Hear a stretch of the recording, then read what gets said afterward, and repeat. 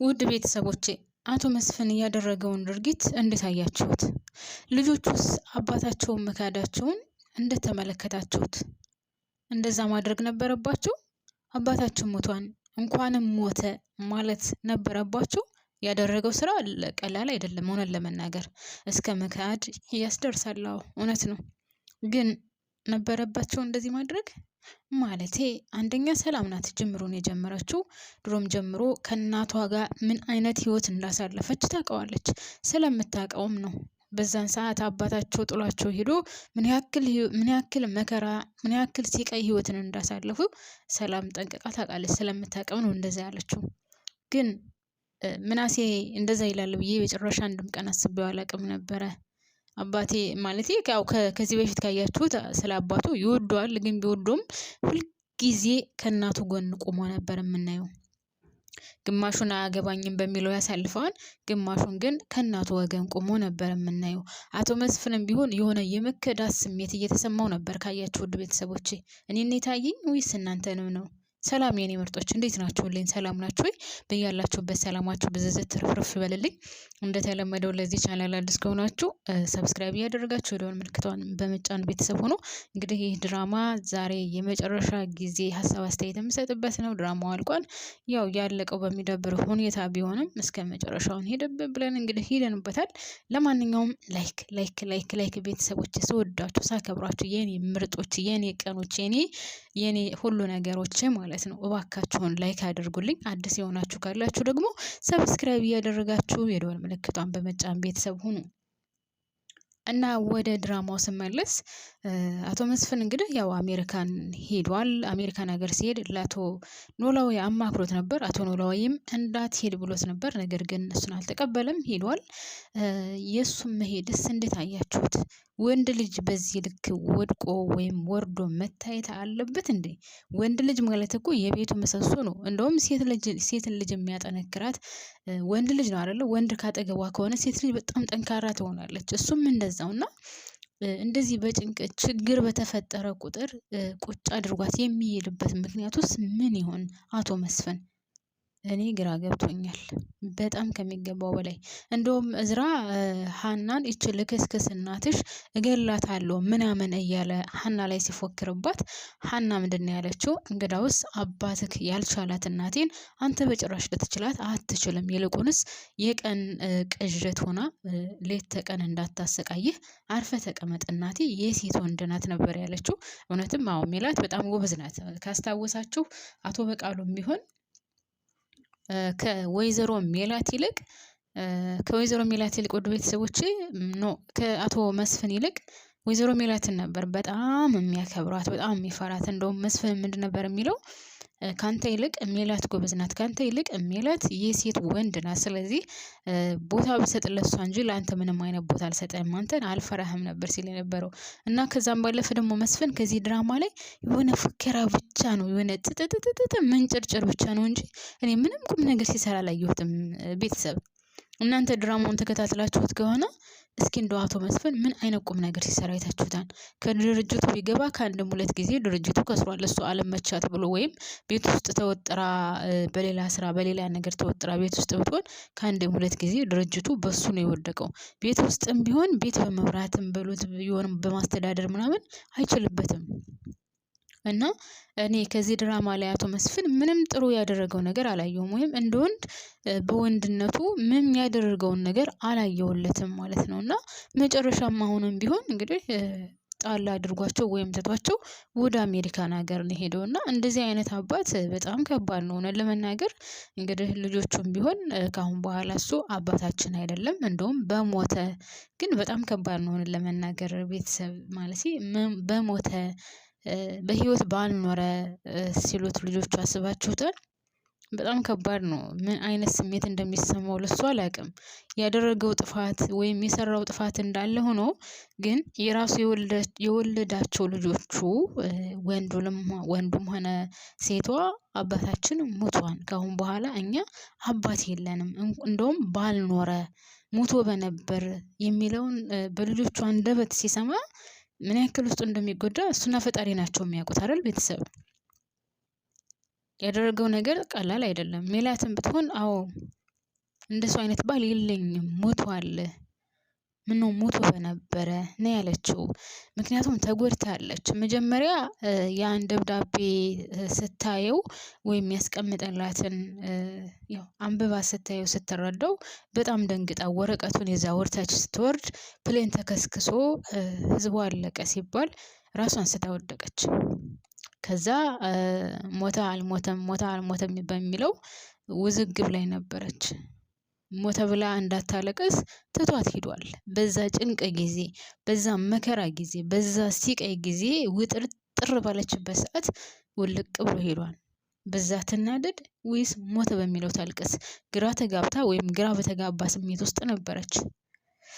ያ ሁሉ ቀርቶ እንግዲህ ስልክ ሲደውል አላነሳለት ብሎ ሁሉም ጥቁር ለብሶ ቁጭ ባለበት ለአሴር ደውሎ ቤተሰቦቹ አያነሱልኝም፣ ለምንድን ነው የማያነሱት?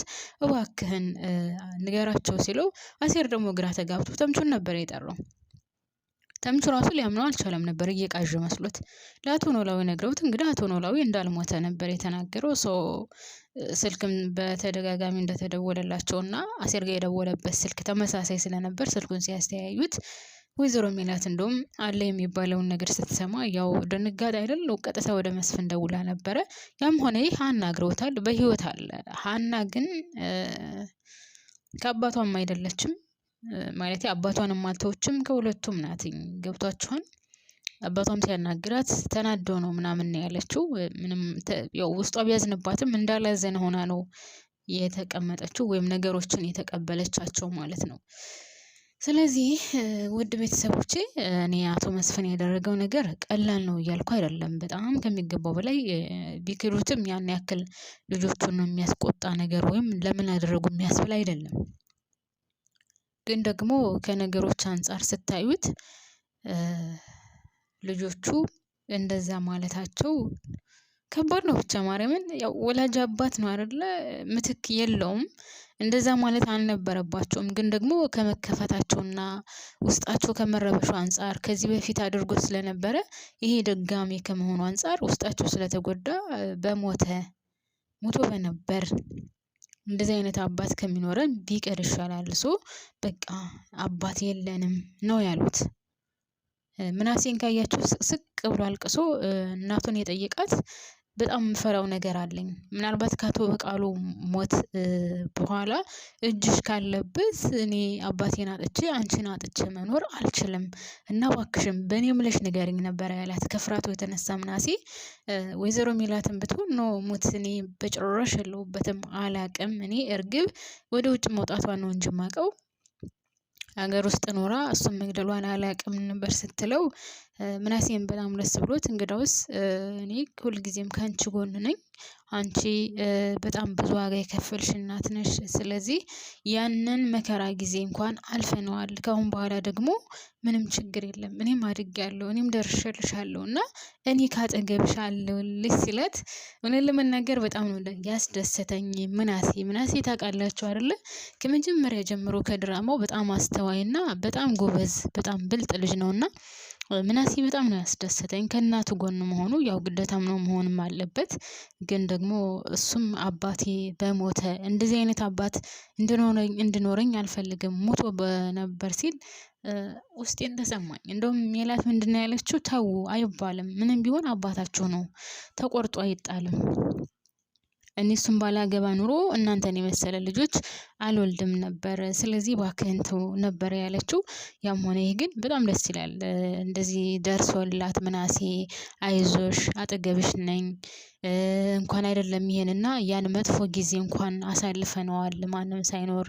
ያው ታውቃላችሁ ሀና 16 ዓመት ጠፍታ በ16 ዓመቷን የተገኘችውና በዛ ሰዓት ነው እንግዲህ አቶ መስፍን ትቷት የሄደውና ያንን እያነሳ ነበር እንደዛ ሲላት የነበረው። አሁን ግን ሀናም ካጠገባቸው ናት። ሁሉንም ነገር ተቋቁሞ ማለፍ ይችላሉ። ምናልባት ድርጅቱም ደግሞ የሆነ መፍትሄ ሊኖረው ይችላል ማለት ነው።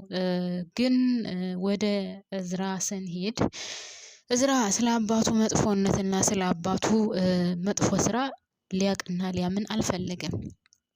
ቤቲ ስለ አባቱ ሁሉንም ነገር ነግረዋለች።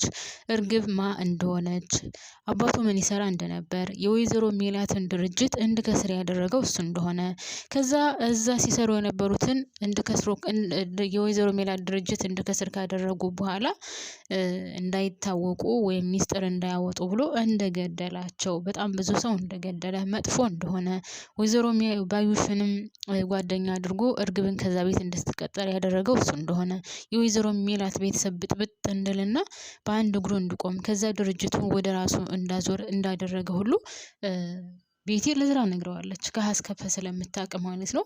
ነገር ግን ይሄን ነገር ደግሞ እሱ መቀበል አልፈለገም ትላላችሁ ቤተሰብ። አልፈለገም፣ ይሄን ነገር ሊቀበለው አልፈለገም። የሚገርመው ነገር ማለት ነው ሁሉ ቤተሰቦች አልፈለገም ሊቀበለው እና እላችኋለሁ ውድ ቤተሰቦቼ በጣም ነው የገረመኝ። ያስተላለቁ እንደዚህ መሆን አልነበረበትም።